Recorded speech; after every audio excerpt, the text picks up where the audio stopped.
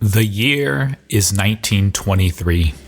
Walt Disney had just filed for bankruptcy for his second company failure, and with only $40 in his pocket, the 21-year-old man made his way to California. He had been told he just didn't have enough imagination or creativity to succeed. Despite setbacks, Walt pressed on against adversity and created yet a third company called the Disney Brothers Studios to produce a series called Alice's Comedies. It took 5 long years of hard work developing characters until Walt created his big hit, Mickey Mouse, in 1928. The rest, as we know, is history. What was it that drove Mr. Disney to press forward in life against all odds? Why did he not give up and do something else with his life?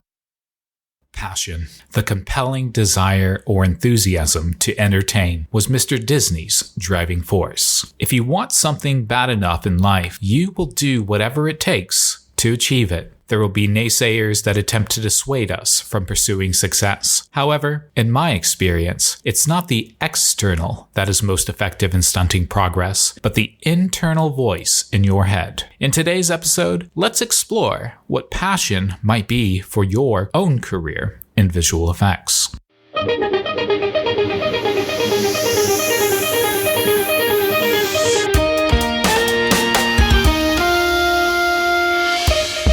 Welcome to the Real-Time Visual Effects Podcast, the place to hear from some of the video game industry's most seasoned artists and up your game. Listen in on how you can learn and grow as a VFX artist, discover your own wizard, and network with hundreds of other talented magicians in the real-time visual effects community. Here is your host, Travis McCallum.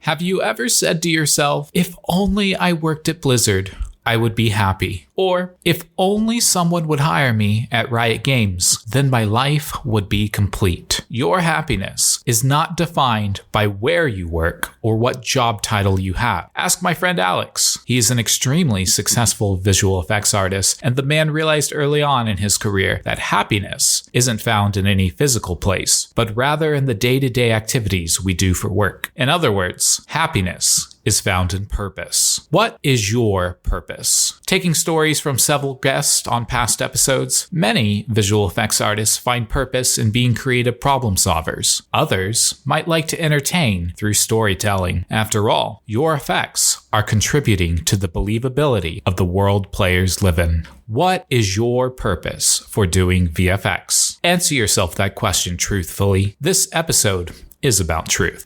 Reality check. Where are you on this career track? Let's address some common red flags before moving forward. If you are in it for the money or the career stability, just how long do you think you will last before you throw the keyboard down and huff away for something else? If you're in it, romanticizing the video game industry as the holy grail of industries to work in, or trying to take advantage of the economic labor market for supply and demand, just how dedicated are you to pulling all-nighters and years of intense learning before you see a morsel of a paycheck? Drive this idea of intrinsic versus extrinsic motivation with an example outside of video games. Imagine you love singing. You sing in the shower, you sing along in the car, you sing because it fills you with joy through the act of singing. It simply makes you feel good. Now, imagine you are singing not because you like it, but because you work at a bar and the patrons expect to be entertained. Perhaps your parents forced you to take singing lessons at an early age with their idea of how you should live your life. Maybe there's a woman you want to impress, and the reason you sing is more about impressing her than singing.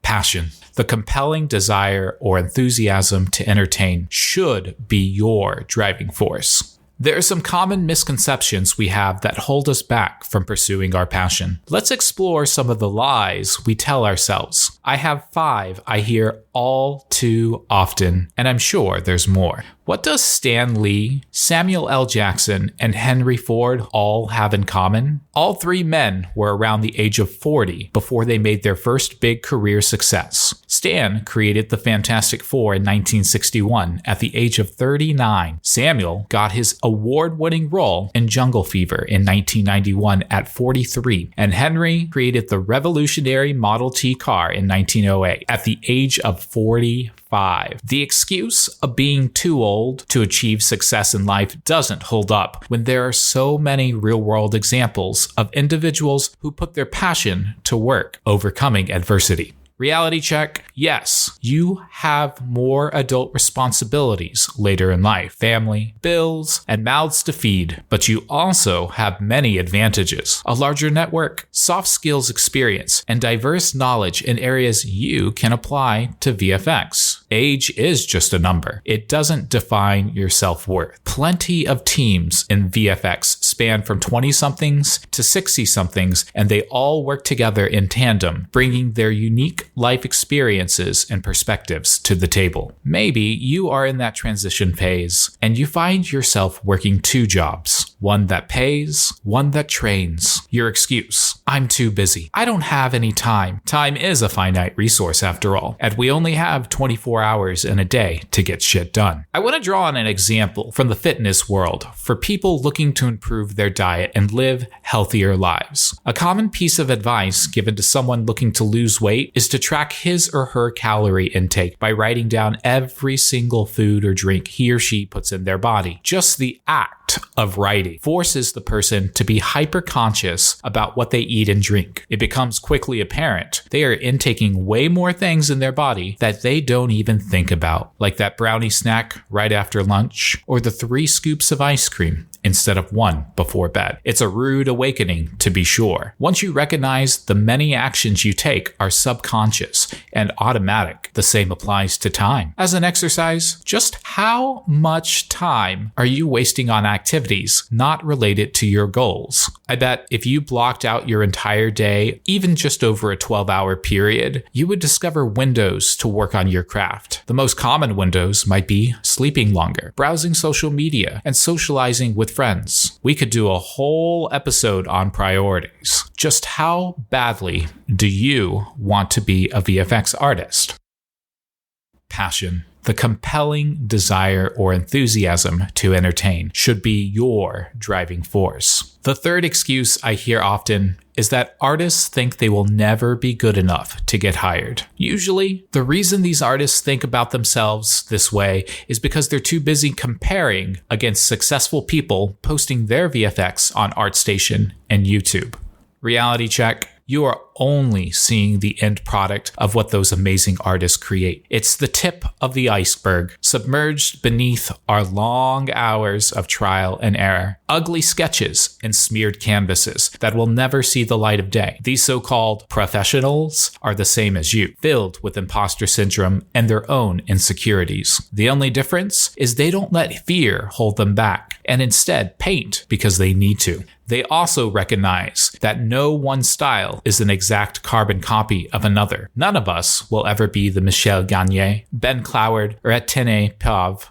Sure, you will learn from mentors and integrate some of their techniques in your own style. Ultimately, your style will develop organically through practice. So instead of placing your self-worth in the works of others and using it as an excuse to not make VFX, focus on where you are in your journey and where you want to be. Ask questions. Solicit feedback often. Find job postings and inquire what skills and portfolio pieces they want to see. Which brings me to yet another excuse many artists make. I'm too dumb to figure out any of this. What they're really saying is they feel overwhelmed by the information and don't know where to start. It's a common problem many aspiring artists run into once they see all the spaghetti wires under the hood of that shiny new Porsche.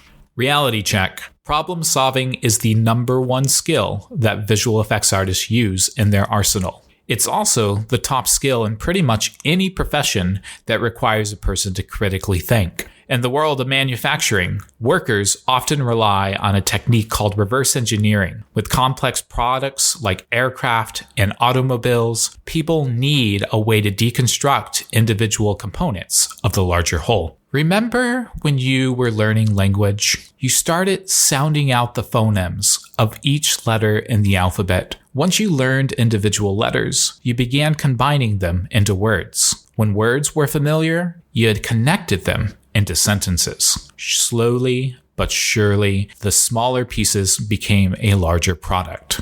No one is truly dumb. They just need strategies to cope with the complexities of modern day problems, which is why it is vitally important to lean on teachers and mentors in your learning. Finally, the last excuse around is that people are too poor to afford to do VFX. They look at these fantastic effects like large armies shooting off artillery with powerful explosions. Then they learn their favorite effects were made using software like Houdini, Photoshop, or Embergen with computer rigs equipped with 390 graphics cards. Instantly, the response is, if only I had the money, my effects would be amazing. That line of thinking is the same bullshit that wannabe YouTube streamers say when they want to be the next influencer, like Dr. Disrespect or Tim the Tapman. If only I had $2,000 for a camera with a sweet 3-point light setup. You know what makes streamers successful? I have no idea. But I do know what makes a successful visual effects artist. Hard work and frequent post.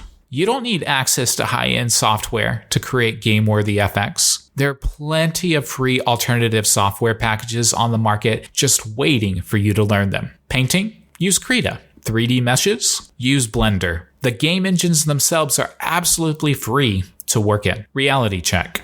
At the end of the day, a company looking to hire you won't care what software you use to make the effect. They just want to see you can make it. Can you? You can. I know you can. Remember, the skill sets for a proficient VFX artist rely more on nailing those principles of visual effects using animation, and you can see that in Jason Kaiser's tutorial series. Understanding of gameplay, shape, timing, value, and color. I highly recommend you look through his videos several times throughout your training. Overcoming excuses is an ongoing battle, and you will constantly have a little voice in your head telling you that you are not worthy. It never goes away, not even for the most battle-hardened veterans out there. But you must choose to fight against imposter syndrome and let the passion for the craft overcome any tribulation that might stand in your way. The first step in any endeavor is awareness. I hope by listening to today's episode, you are able to find awareness and defeat the lies you've been telling yourself and find coping skills to press forward in your art. You are enough. And with that, I wish you a super day. Show me your work and let's make magic happen.